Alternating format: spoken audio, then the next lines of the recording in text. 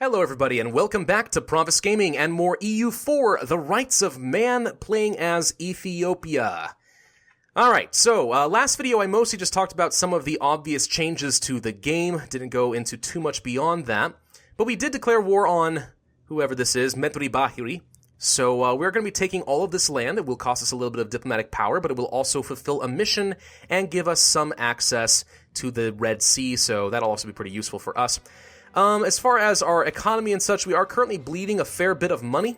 Not much I can do about that at the moment, so I am going to delete this fort, because this isn't a desert and I don't anticipate it being very useful, so we'll try getting rid of it instead. As far as the sieges, though, we are looking like we are in pretty decent shape. I'm going to go ahead and start building up a spy network against Adal, because I'm hopeful that if we can, in fact, get Warsangali to become an ally, maybe I can promise them some territory, we can attack these guys pretty early on, get a little bit more control in this Gulf of Aden trade node here.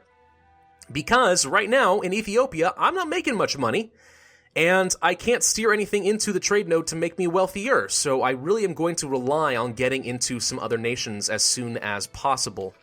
At least I think that's how it's going to work. Let's look at you real quick, and what have you decided you want? All of this, huh? All of that. Strategic utility. Do you have claims on all of Adal? That's interesting. Well, I am going to announce that I want all three of these. I'm going to announce that I want these three. Whoops, excuse me.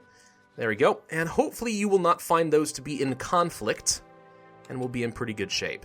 Alright, let's see how this works. One thing I am a little bit concerned about, of course, is because we're picking up this province, we will be bordering the Mamluks, and if they decide they want to kill us, that would be pretty bad. But we'll see. Alright, let's go ahead and put a siege general in charge here and march him on over. We'll go ahead and get all of them together for now. Did I pick any advisors? Yes, I did. We do not need this many troops. So what I'm going to do, I think, is take you. Nope, wait. I'm going to take you. I'm going to take all of the cavalry and a couple of infantry and back off so I don't have to take the attrition. And that should be sufficient, I think. Yeah, because this province only requires... Let's see. Can you show me the siege? There we go. 3 regiments. We have more than that. No need to suffer the attrition. No need to pay the money. And one thing that I want to do, I think, is get rid of all the cavalry. Because cavalry is not actually that useful to me. And here's the reason why, if I take a look at the military screen here. So the cavalry do double the shock damage that infantry do, but they have no fire value whatsoever. And they cost more than double in maintenance. So these guys are pretty darn expensive, and they're not all that good. So I think the best thing to do, honestly, is just to get rid of these guys entirely. That does weaken me a little bit. Kind of scares me that maybe Adal would decide they want to attack me, so maybe I should consider training up some more infantry instead to make sure that doesn't happen, and I think I will.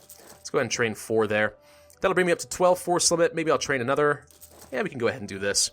Because I got rid of that fort, we are actually making some money right now, so I'm not too worried about it. But yeah, we'll just try to get some numbers. The reason I'm thinking that's good is, 1, saving money is going to be important. It's better to get rid of the cavalry and get 2 spearmen instead of 1 cavalry. I'll actually do some fire damage and just as much shock. And because I have better numbers, it's more likely that I will be able to flank my opponent than if I had more powerful cavalry instead. So I think that's just a better choice across the board. You can correct me if you think that I am wrong in the comments section below. At this point, we actually don't even need full army maintenance, so let's go ahead and reduce that at least a little bit. I'm losing some money. But as long as we are have just enough maintenance to make up for whatever men we lose from attrition, no reason to pay this much. So we can go ahead and reduce that. Not bad at all. Of course, the sooner I end this war, the better, because then I can get some money off of these guys before I annex them. So I think that's a pretty good idea. Let's see. How are we looking with Oman and Warsangali? 44 with both. Helen of Ethiopia, as opposed to Helen of Troy? I don't know. Early on in his reign, King Zara Yacob, I think that's supposed to be based off of Jacob, married the daughter of one of the Muslim chiefs of the kingdom. As the young woman converted and said her vows to the Ethiopian emperor, there was no way to know that this would turn out to be one of the most influential persons in Ethiopian politics for years to come. Eleni, or Helen, would in time serve not only her husband, but several successive kings after him as an able advisor and a power behind the throne. Cool, I get a new consort, and 25 admin power. Cool, alright. The House of Hadia. With the union of Zara Jacob and Eleni, we have gained not only a spouse, but also a new ally in the realm. The Hadia is an old influential family, and their seat in Gojam is a jewel of the empire. Of course, friendship has to go both ways, and Eleni will be expected to speak for her kin, while our Negusa Nagast will be expected to consider, I imagine, such advice very carefully. So, Gojam is a seat of the family of Etej. Of our liege? It looks like it says Etej. I'm not sure if that means something. This province will be less likely to revolt, but will be granted privilege, so basically they have extra autonomy. For the rest of the game, seat of strong aristocrats. Well, alright, where is that province? This one, right here. Well, fortunately it's already Coptic, so I'm not worried about the reduction in missionary strength. Local unrest, I guess, is kind of good. Kaffa and Adal are fabricating claims against me, which I do not think I appreciate at all. But there's not much I can do about it at the moment. Next month, we will fabricate a claim against Adal, like so. Let's take a look at you. Diplomatic actions, fabricate claim, Asab. Boom. I want to have as much coastal territory as possible in this trade node. That's why I'm picking that up. Alright, not bad. We are getting really close to being out of money. I'd like to end the siege, please. Oh, good grief. Come on! End the dang siege. They're not going to do it, are they? Probably not. I need to get some allies, ASAP, because these guys are going to be thinking about declaring war on me, I guarantee it. The sooner we can figure that out, the better. We haven't talked at all about goals yet. So, I suppose there are a couple of overarching goals, two big ones that I can think of. And I can think of a couple different optional ones. Let me know what you guys think. So, one, obviously, conquer all of Africa. I think we can pull that off. With the Roman Empire, we almost managed to do that ourselves, but this time we have the advantage of starting in Africa. So I think that, assuming we can eventually deal with the colonial powers that will be expanding, we should be able to conquer the entire continent, and that will be kind of fun. The other goal will be obviously to conquer all of the Coptic holy sites, because I would like to take advantage of this new religion and just get all the holy sites. I think that'd be kind of fun. That's a good goal. That will probably require us moving up toward Turkey, Armenia, Cairo and Egypt, Jerusalem, and so on. Pretty much the Middle East in general, and we'll see how that works out for us. As far as a couple of other goals, we could become a colonial power. I'm going to have to colonize in order to take all of the colonies in Africa and conquer the continent, so that's inevitable. But at that point, we might as well also be able to start colonizing bits of Indonesia. We might even kind of be able to get toward America. I don't know yet. We'll see. It will probably depend a little bit on how the institutions work out as far as giving us some technology. The other goal that I can think of, maybe in the short term we decide we want to become a theocracy, maybe not. It kind of will depend. Right now, I have an amazing king. I don't want to get rid of that. But if I'm going to get stuck with a weak 1-2-1 leader, I don't know. Finding a way to convert to a theocracy would change my government type. Maybe that could be kind of good. But maybe there's some really nice advantages to being feudal that I want to hold on to. I'm not sure yet. So let me know what you guys think in the comments section. And we will see. Let's go ahead and pull off of... Let's see. Let's wait until the end of the month so I can get some spy network. Okay, let's now pull off of Adal. And we will sue for peace with you. Take all of your territory. Easy enough. I'm going to take your money. 32 diplomatic power is going to be required. 12.5 aggressive expansion. Not a big deal. A little bit of overextension. And 100 power in order to turn these into cores. Which should be fine, I think. Do these consider to be part of my states? What states do I have right now? Let's take a look at areas. Well, this is considered to be part of a state that I already have, so that's going to have to get fully cored immediately. These other two, not so much. They'll be territories, but I'll probably want to make them cores as soon as I can, because this is also going to be part of the same state. Is this? Ooh. This is a surprisingly large state. All of the Red Sea coast here. Interesting. Okay. This is our primary state here. It's actually shockingly large. That's pretty good for us. We also have some territory in this state, and in this state, and in this state. Okay, so we have our fingers in a lot of different pies, is basically what I'm hearing out of that. Okay, cool. Ooh, look at this. Decisive victory. This is new. Ethiopian casualties. 1,500 troops in combat, another 1,500 from attrition, and 5,000 lost on their side straight up from combat. That's kind of cool. I like that. We did complete our mission. So now we have a naval force limit modifier, which I do not want to rely upon too much, but we also have reduced shipbuilding time and maintenance, which could be kind of useful for us in the future. We'll see. Let's go ahead and core all of these. A bit of extra money is nice. We can probably reduce our army maintenance a little bit more. Let's bring it down there so we're at least not losing any money, but I'm not gaining much either. As far as a mission, liberate Cairo or Alexandria. Wow. Yeah, I'm not fighting the Mamluks. Not a good idea. I believe historically the Coptics are a Christian religion that was mostly located around Egypt that got more or less wiped out by the Muslims. So historically I understand why they would want to go for those two sites. But that's obviously not feasible right now, so let's not worry about it. Improve our prestige is the only option I have, and we would get a free stability out of that, which I do like, but that's going to require winning a few wars. The Internerate Capital. In order to control the diverse Ethiopian empire, the Solomonids have never established a permanent capital. Instead, the royal court travels from chief to chief every few months. While it is hard to establish an administrative continuity under such circumstances, the traveling court does have its benefits. The frequent visits of the royal courts in all corners of the empire are contributing to the growth of a common elite culture in our lands. Gain a stability or reduce unrest and culture conversion cost for 10 years. No, stability is significantly better than that, so let's go ahead and pick it up. Very, very nice. All right, we need some allies. We need some allies ASAP. You're not interested yet? Really? Why not? That sucks. How about Amman? Nope, they're not interested right now either. Ethiopian Navy strength. Distance between borders, not the same religious group. Yeah, not having any allies is a little bit of a problem, and we can't ally Alodia right now. Ooh, that sucks. That sucks really bad. Not a fan. Not a fan at all. Well, what do I do then? Do I go for some more troops and then try to take down Adal? I'm a little bit low on money, but I think that might be the right call. Let's build up to our force limit. 2 more infantry we'll have to do. And I think we're going to have to get aggressive with Adal. Let's take a look at our trade real quick. Now, this has not been cored yet, so I have no control over this trade node. But I may want to start collecting from trade here. There's really nothing else to do with my traders. They can't really steer anything, not with any meaningful power anyway. And right now I just have one idling doing nothing. So let's go ahead and collect from trade, and then even if I only have like 1% in the node, at least it's a teeny bit of money that I can keep. We'll see. I was not expecting Ethiopia to be the way it is. But such is the way of things. I forgot to keep building a spy network. I just lost a bit of progress there. That sucks. Whoops. Oh well. Well, we'll just keep improving with these guys for as long as I have to, and hopefully we can get an ally. There we go, we can get an ally now. Warsanguli, let's pull off of you. 8 more days, get a defensive alliance, like so. Thank you.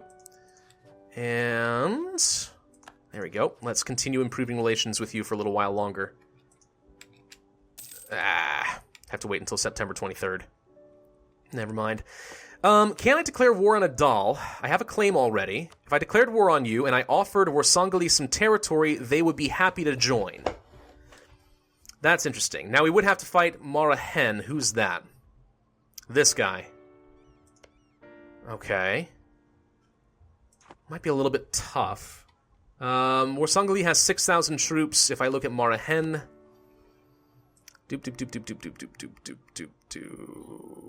You have 5,000 troops. So we would be at an advantage. I have a numbers advantage of Adal, and you have an advantage over Marahen. We would win that war probably, as long as I don't screw anything up. I don't know. We'll see. A new champion of the joust. During a recent jousting tournament, the unheralded commoner surprised all in attendance by besting everyone who faced him until he was declared the champion. Now we face the awkward decision of what to do with him. Gain a general with 100 tradition is really strong. Alternatively, legitimacy. No. We're going to go with the general. I know that I'm now in negative prestige, but usually that's an amazing pick. Yeah, it's a 5-2-4-1. Okay. Yeah, okay. Well, we don't have to get rid of this general right now. We still have an allowed to 3, so that's still pretty good. Yeah, okay, now we absolutely have to go to war because I have an amazing general, and they do not. That's good enough for me, honestly. I do want to get one more claim, though, to try and reduce the cost of some stuff. I'll probably grab a claim on your capital, since that's the most expensive, and actually could pose some use to me. So we'll wait another month or so. It should cost 25, right? They haven't rebalanced this? No, it's still 25. Okay, that was to be expected. We should continue improving relations with our ally for a little while, just sort of see how that works out. They're training up to their force limit, so now they have 7. That's good. It looks like Hejaz and Yemen are already at it, which is fine. Go ahead and fight each other, but hopefully no one gets too strong, because I want to swallow you all up. I am a little bit disappointed that Kaffa and Elodia are friends. That could work out pretty poorly for me if they decide they want to gang up on me. But we will see. Now, one thing I do want to do as far as ideas in this game is I do want to go for religious ideas, I think. It's going to be really, really powerful in the early and mid-game, and even in the late game. Basically, up until I have Imperialism, it's going to be really solid, because we'll be able to get Deus Vault. Deus Vault will give us a permanent casus belli against all neighboring heathens and heretics, which basically means all non-Coptics. And given that the Coptic religion is pretty small and I can pretty much swallow it all up, that'll be, well, the rest of the world. And it's a really solid CB as well. So whenever I play as kind of an obscure faith and I have a dominance on that faith, like I did with Muscovy when I was playing as Orthodox, I definitely like having religious ideas. It's really, really powerful. Oman, how do you feel about an ally yet? Not quite there, huh? That's kind of unfortunate, but... oh well, maybe we'll get there eventually. We'll try. Almost at 25. Decline of the merchant class. We lose some influence with the burghers. Marital bliss. Her Majesty the Etej is, of course, a constant companion and a good advisor in her own right. However, apart from that role, our Etej is also a representative of the crown to the Hedaya house and vice versa. At times, this is not an arrangement without benefits. Today, Eleni seems very pleased to announce that her family has decided to show its support for the throne and for the union of Zara Yacob and Eleni. May this union bring benefits to us both, offering a gifted counselor, a natural scientist, cheaper, 50% cheaper specifically, and they will consider us to be in their debt. Or we will avoid indebting ourselves to their family. We could have some problems for doing so. Natural scientist, I'm not too sure what that's going to do for us, but I know it'll only cost 2 ducats a month instead of 1. That's a pretty good bonus for us, but even right now, we can't really afford it. So I'm going to have to say no and get the prestige, and I hope that this doesn't cause some serious problems for us in the long run. It might. I have no idea how that quest chain works yet. It's going to be kind of fun to find out. Let's go ahead and fabricate a claim against Herer, or Harar, or whatever. There we go. And now do we want to consider going to war with Adal? First things first, let's go ahead and raise up the army maintenance so that I am prepared for it. Let's gather up the troops, group them up. 15,000 troops with a really good general could be pretty awesome for us. Obviously, I will want to get the lion's share of the war score if we are going to be inviting someone else to join. Why can't we do a royal marriage? Coptic faith does not allow royal marriages with other religion groups. Right, because you are Sunni. Okay. I guess that makes some sense. Oman, how you feeling? Still not quite there. You just don't like that we have no navy, apparently. Which makes sense. I mean, we're separated by a body of water. I can't help you in any way. Clearly, I need to get a navy, right? Makes sense to me. Let's take a look at the ships. They have a force limit of 13, but they are going to be kind of expensive. Well, I say that. 0.04 per month. It would be kind of wise to have some ships, but let's deal with Adal first because I suspect they're going to have a far larger navy than we will. That said, we also have a bonus where we have cheaper ship maintenance and build time right now. We should take advantage of that, I guess. Let's get ourselves, well, I don't have a core yet. Never mind. That makes no difference at all. Okay, well, we're going to get in position. We're going to get our morale up. We have 100 ducats to work with, and we are currently bleeding about a ducat a month. So about 100 months to work with right now. And I should be able to call these guys in with some, a promise of land. And they still only have 8 troops, but they also have Highlands. Now, I guarantee you I have better maneuver than what he's going to have. So here's what I'm going to hope for, and let's see if this is going to work out. We're going to deliberately not engage his army and try to get him to go for a fort. He should go for the one in the mountains. We have superior maneuver. I should get the defensive bonus and utterly crush his army. I think that's how that will work if the AI does what I think it's going to do. So let's find out. Let's declare war on Adal before they can get anyone else. I will be calling you in, and I will promise you land. There you go. Call you in. Conquest of Herar to guarantee that even if he does get to it first, he will give me the war goal. And they are allied to Marahan. Do you have any other allies? You don't. I could co-belligerize you, but I don't see a reason to do that. If Warsangali does decide they want to take some territory from them, they'll have to pay the diplo cost, not me. So there's no reason to co-belligerize at all. We will promise some land. We will call them in. We will go for the capital. Let's declare it. And let's see what the AI does. He's going south, which admittedly is not what I was expecting. Nope, he's going to go deal with Warsangali first. Interesting choice. Okay. Let's go for your capital then. Can I crush you here? I'd rather fight you now. Yep, you had no morale. Perfect. Okay. Warsangali, did you join? Trading in coffee. Institution spread plus 5%. That's actually really solid. I didn't know that was a thing. Warsangali, why is it saying that you're not an ally? You should be an ally. You're going for this fort. You're going to lose your capital if you're not quick, man. Not too sure what you think you're playing at. Yeah, you should go fight them. It's not showing them as an ally for some reason, and I'm not too sure why. Well, that's a little bit bizarre. But alright, let's go ahead and end our war. I'm sorry, not end our war. End this video. That's what I'm trying to say. Let's end this video here. Thank you guys for watching. I do hope that you enjoyed. If so, then be sure to hit that like button. Leave a comment and subscribe. I will be playing more of this in the rest of the week. We'll see how many videos I decide that I'm going to do in the future. Maybe still daily. Maybe I'll cut it back. I'll kind of look to your feedback and just kind of see how things work with my own schedule. I hope to see you then. Bye-bye.